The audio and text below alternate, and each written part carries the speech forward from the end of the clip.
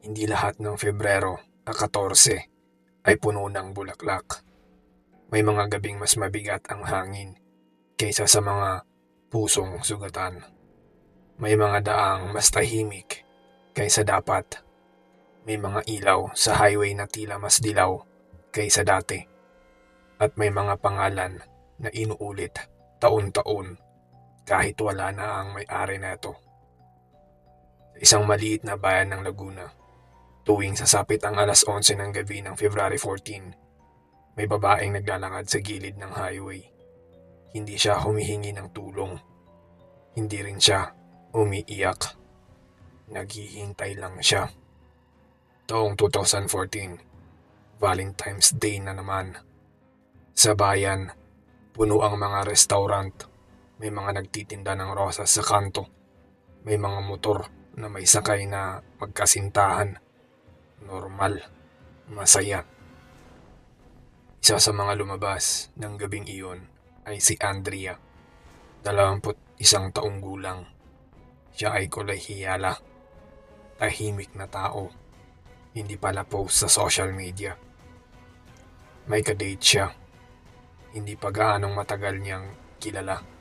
Nakilala lang niya sa online. Hindi ito alam ng pamilya niya dahil sabi niya, simpleng dinner lang. Suot niya ang puting bestida, may dalang maliit na bouquet. Ngiti na parang may halong kaba. Huling nakita ang dalawa sa isang cafe malapit sa highway. Bandang alas 10 ng gabi. Umalis silang magkasama. Magkatabi. Tahimik silang dalawa. Kinabukasan, si Andrea ay natagpuan sa gilid ng kalsada.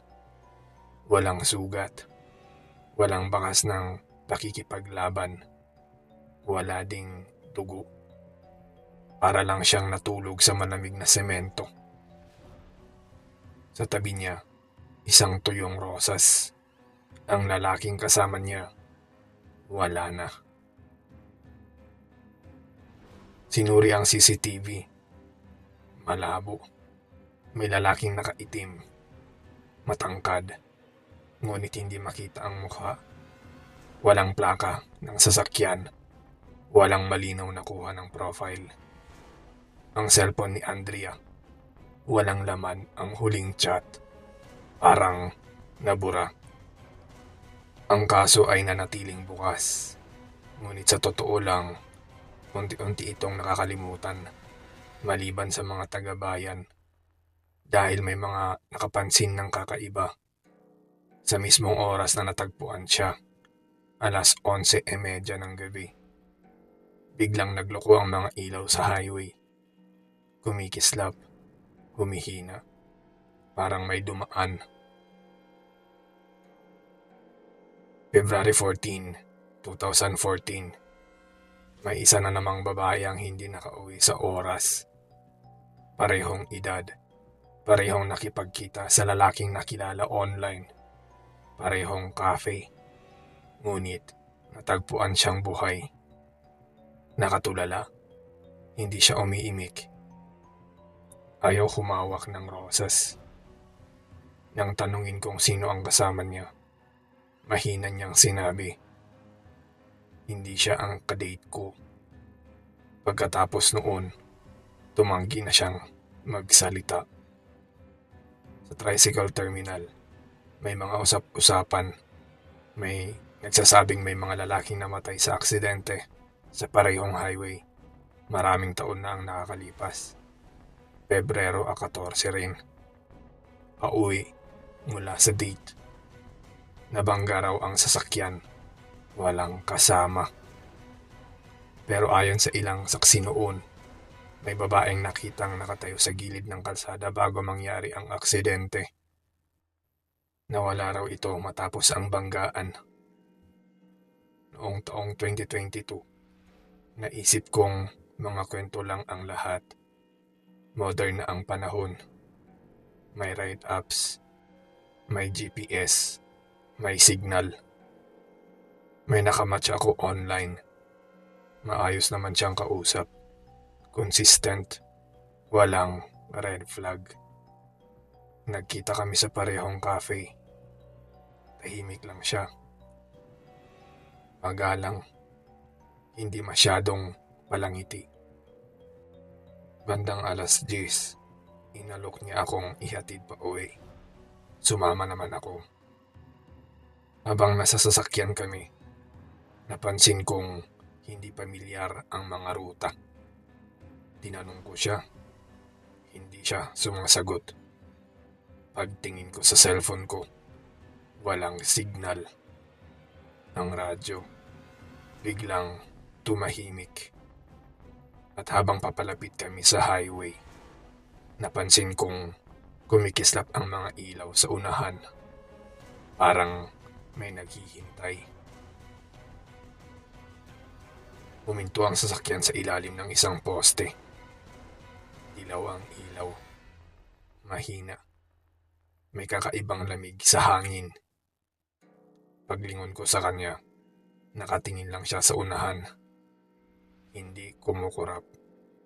Sa mahinang liwanag, napansin kong may mga peklat siya sa gilid ng leeg. Parang maraka ng salamin. At ang manggas niya, basa, hindi tubig. Nang tuluyan siyang lumingon sa akin, parang hindi tugma ang mukha niya sa katawan. Parang may mali sa mga mata. Hindi galit, hindi lungkot, kundi kawalan. At sa sandaling iyon, naalala ko ang larawan ng lalaking namatay sa aksidente. Parehong suot, parehong peklat. Hindi ko na hinintay na magsalita siya. Binuksan ko ang pinto. Hindi nakalak. Tumakbo ako. Naririnig ko ang yabag sa likod ko. Hindi mabilis. Hindi nagmamadali. Sigurado. Nakarating ako sa barangay outpost. Nahingal at nanginginig. Nang balikan ng mga tanod ang lugar, walang sasakyan. Walang tao. Ngunit may isang tuyong rosa sa ilalim ng poste. Simula noon, tuwing February 14, may mga bagong account online na nagiging aktibo. Parehong estilo, parehong oras ng yayaan, parehong lokasyon. At sa tuwing may mawawala, may makikitang babae sa gilid ng highway. Nakatayo, tahimik, naghihintay. Hindi malinaw kung sino siya. Si Andrea ba? O isa sa mga sumama? O ang susunod? Dahil may mga pag-ibig na hindi natapos. At may mga kaluluwang ayaw mag-isa tuwing February 14. At kung sakaling may magpadala sa iyo ng rosas ngayong araw ng mga puso, siguraduhin mong buhay pa ang nagbigay nito.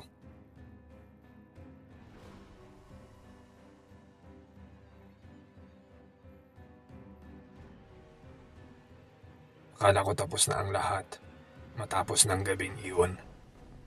Nagpalit ako ng numero, nagbura ng social media, lumipat ng tirahan. Pero ang February 14 ay parang petsang may sariling memorya. Taon-taon, bumabalik ang kaba. Taong 2023, may balitang kumalat sa dating barangay. May babaeng hindi nakauwi. Hindi siya taga roon. Dayo siya. Nakipagkita sa lalaking nakilala online. Parehong cafe. Parehong oras. Natagpuan siya kinabukasan. Buhay. Ngunit may isang detalye na hindi na ibinalita sa publiko. May hawak siyang tuyong rosas. At paulit-ulit niyang sinasabi. May isa pa. Walang nakakaintindi kung anong ibig niyang sabihin. Hindi ako mapalagay. Bumalik ako sa bayan.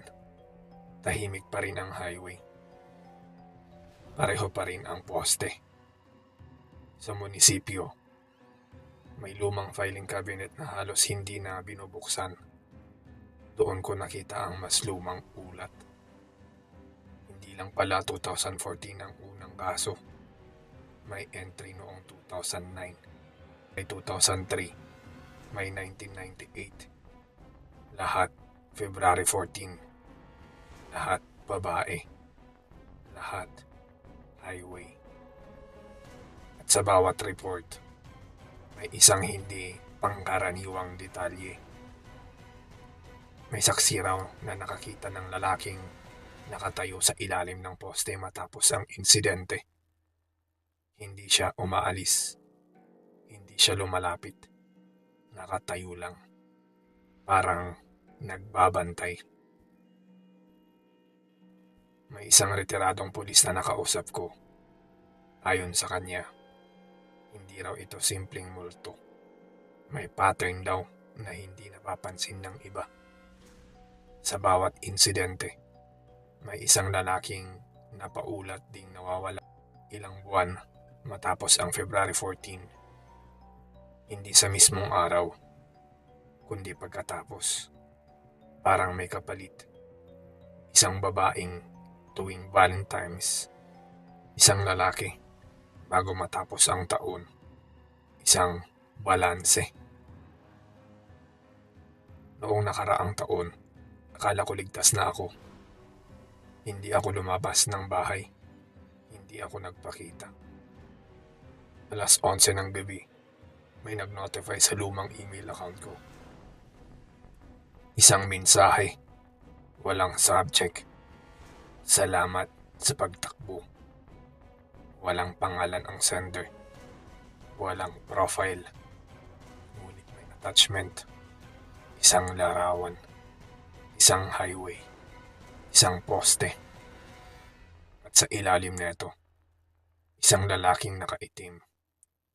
Nakatingin diretso sa camera. Sa unang pagkakataon, malinaw ang mukha. Hindi siya galit. Hindi rin siya nakangiti. Parang pagod lang. Parang naghihintay lang. Ngayong taon, bumalik ako sa highway bago mag alas 11. Gusto kong tapusin. Gusto kong maintindihan. Tahimik ang paligid. Walang sasakyan. Tahimik ang paligid. Walang sasakyan. Walang tao. Pagtapak ng alas 11, kumislap ang ilaw ng poste. At unti-unting may aninong nabuo sa ilalim nito. Hindi agad malinaw. Parang isang usok. Parang anino. Hanggang sa naging pamilyar. Ang lalaking nakaitim. Sa pagkakataong iyon, hindi siya gumalaw. Hindi siya lumapit. Ngunit sa gilid ng paningin ko, may isa pang anyo. Isang babae.